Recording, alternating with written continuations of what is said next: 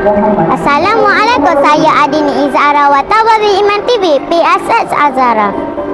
Selamat datang ke saluran digital kami Iman TV PSS Azara. Hari ini Isnin 21 April 2025 sedang berlangsungnya majlis Watikah Pelantikan Pengawas ASK Seri Iman bagi sesi 2025. Jom kita ikuti pengisian majlis hari ini. Teruskan bersama.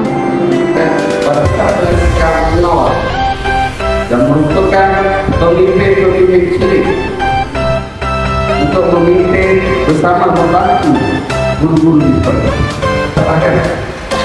Kepada semua pegawai sekolah yang akan dikasih, saya dimasukkan seramai 241 orang. Betul.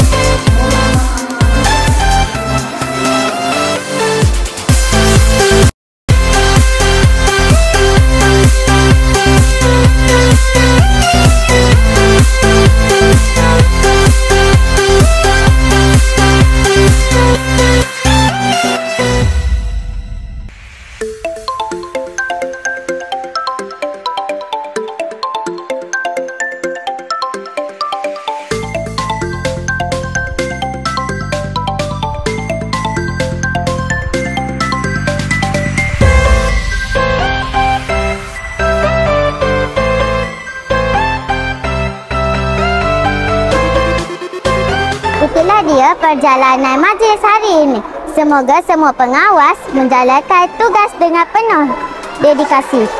Sekian saja daripada saya, Nur Adini Izara Watawari Iman TV PSS Azara.